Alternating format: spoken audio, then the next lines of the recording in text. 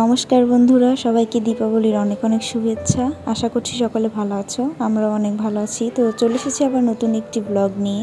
আর আজকের ব্লগটা যে কালী পূজার ব্লগ সেটা তোমরা সবাই বুঝেই গেছো। তো আমি আর আমার ভাই সকালে কালীবাড়ি গিয়ে এগুলো কিনে নিয়ে আসছি।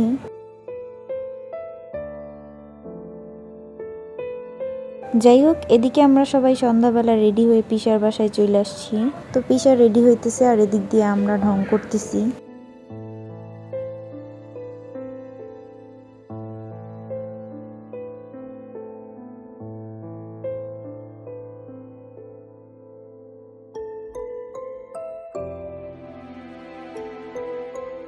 যাই হোক গাইস, এতক্ষণ লাফালাফি করার পর আমার বোন আমাকে এইভাবে ধরলো। এখানে আমি ছোট হয়ে গেছি নাকি আমার বোনের হাত বড় হয়ে গেছে আমি জানি না।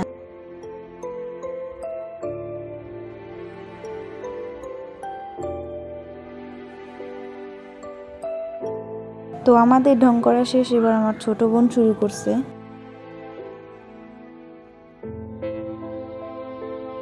যাই হোক, এরপর আমরা সবাই রিক্সায় উঠে পড়লাম আর কালীবাড়ির উদ্দেশ্যে রওনা হলাম। তো আমরা সবাই মন্দিরে এসে পড়ছি আর তোমরা দেখতেই পাইতেছো যে মন্দিরের ভিতরে আর বাহিরে কত সুন্দর করে লাইটিং করছে। আর শুধু লাইটিংই না, এখানে মেলাও বসছে।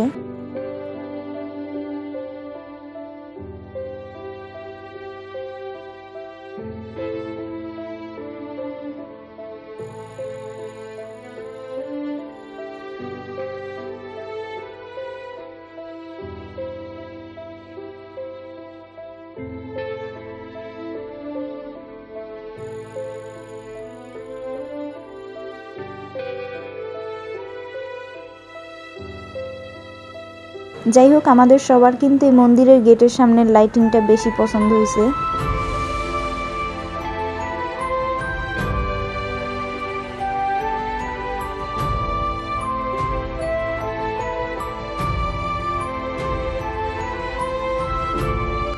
তো এখন আমরা মন্দিরের ভিতরে, আর তোমরা দেখতেই পাইতেছো যে চারিপাশে কত লোক। আর মন্দিরের ডান পাশে সবাই বাজি ফুটাইতেছে। ওরে বাবারে, ওরে বাবারে। তো এদিকে এত সুন্দর করে বাজি ফুটাইতেছে যে সবাই হাসতেছে। যাই হোক, এই ছেলেটা একটু বেশি বাজি ফুটানিতে দক্ষ, আর তাছাড়াও বিভিন্ন স্টাইলে বাজি ফুটাইতেছে।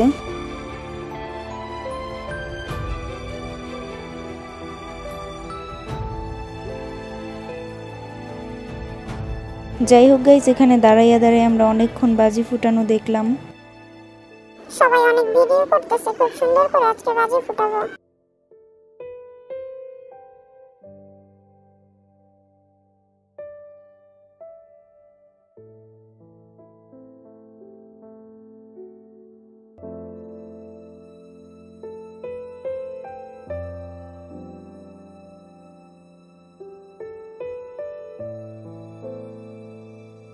যাই হোক গাইস, এদিকে আমার বোন একটু ঢং করতে গেছিল, কিন্তু বাজি ফুটানোর শব্দে সে ভয় পেয়ে গেল।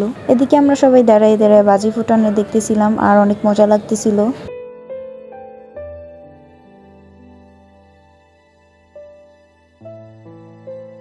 যাই হোক গাইস, চলো এবার তোমাদের পুরো মন্দিরটা ঘুরে দেখাই। তো এদিকে মন্দিরের সামনের বটবৃক্ষের নিচে সবাই মোমবাতি জ্বালাইছে আর আগরবাতিও।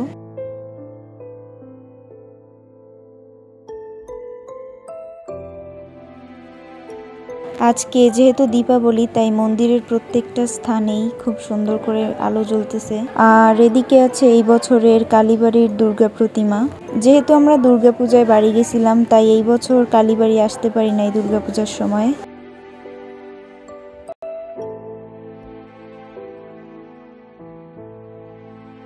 যাই হোক, কালী মন্দিরের সামনেই হচ্ছে মহাদেবের মন্দির। আর এবার আমরা সবাই মহাদেবকে প্রণাম করতে যাচ্ছি।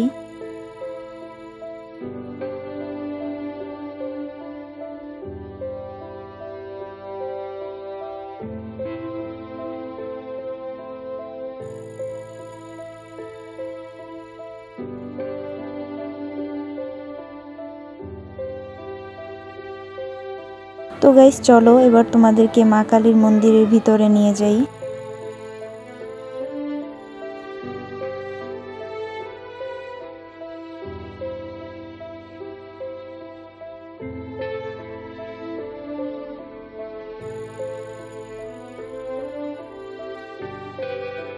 আশা করছি তোমরা দেখতেই পাইছো যে মাকে কত সুন্দর করে সাজানো হয়েছে। আর এবার চলো তোমাদেরকে আবার বাজি ফুটানো দেখাই।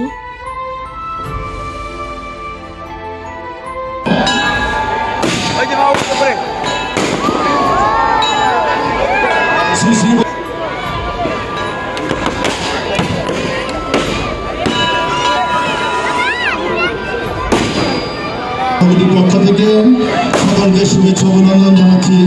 শ্রী শ্রী শ্যামাপূজা, শ্রী শ্রী শ্যামাপূজার সকলকে শুভেচ্ছা অভিনন্দন জানাচ্ছি। শ্রী শ্রী বৈদেশিক এলাকা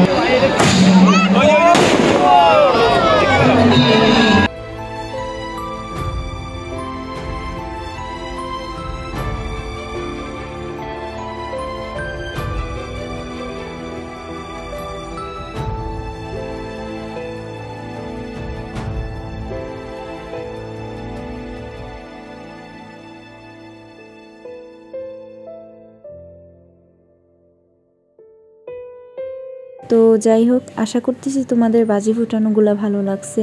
আর এদিকে আমার বাবা চলে আসছে, তাই এখন আমরা মোমবাতি ধরাইতে যাব। তাই বাবা এখন মোমবাতি কিনতেছে।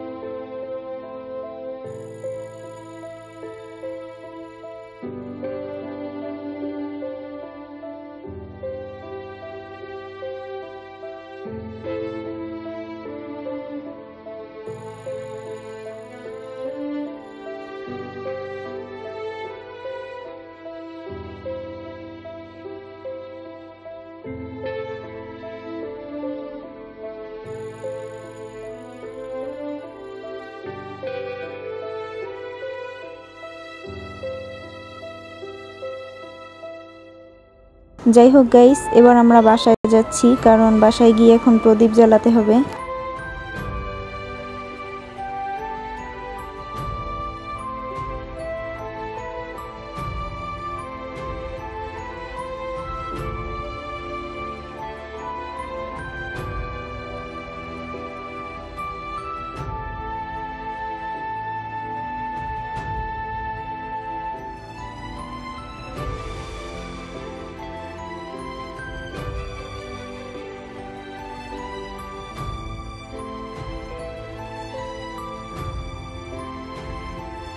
তো বাসায় চলে আসছি।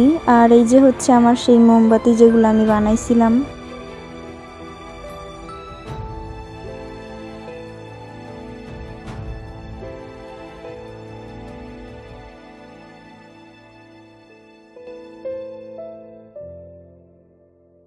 যাই হোক গাইস, এবার আমি আর আমার বোন সব প্রদীপগুলোতে তেল দিয়ে দিতেছি। প্রদীপে তেল দেওয়া হয়ে গেছে, তো এবার মোমবাতি দিয়ে মন্দিরটাকে সাজাইলাম। আর সাজানোর পরে মোমবাতিগুলা জ্বালাইয়া দিছি।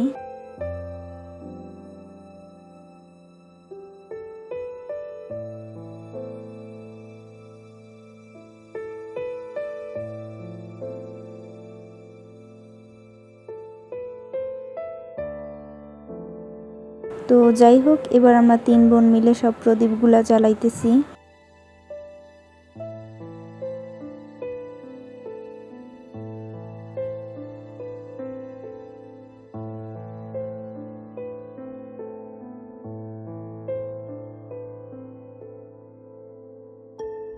তো এদিকে আমি দেখাইতেছিলাম যে এই পঞ্চপ্রদীপটা আমি বানাইছি।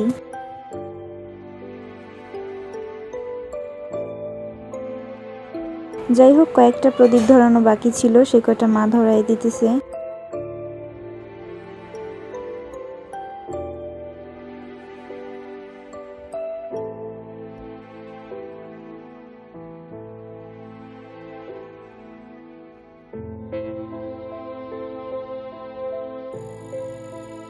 যাই হোক গাইস, এদিকে একটু আমরা লাইটটা অফ করে দেখতেছিলাম যে প্রদীপের আলো কেমন দেখায়। আর এদিকে আমার মা একটা তারাবাজি ধরাইছে।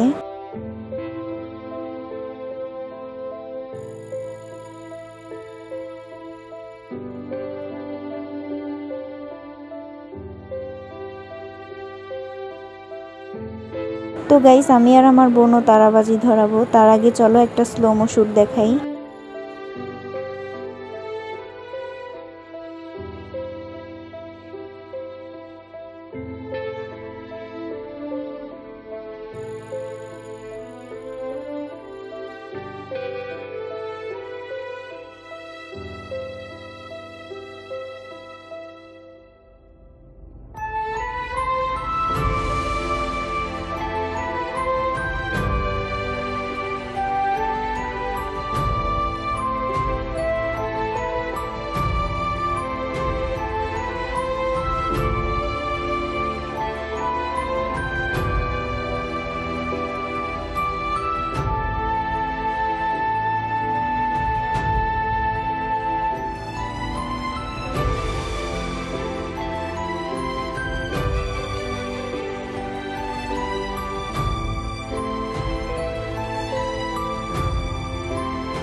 তো বেশি ঢং করলে যা হয় আর কি।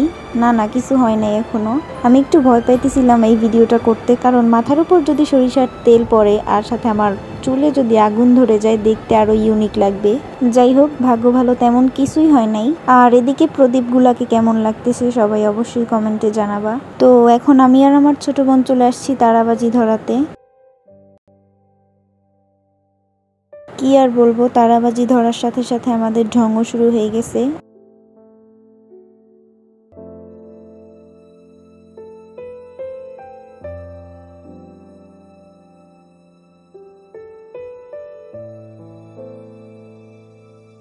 যাই হোক গাইস, আজকের ব্লগটা ছিল এই পর্যন্তই। ভালো লাগলে লাইক, কমেন্ট এবং শেয়ার করে দিবে এবং চ্যানেলটিকে সাবস্ক্রাইব করে আমাদের পাশে থাকবে। বাই।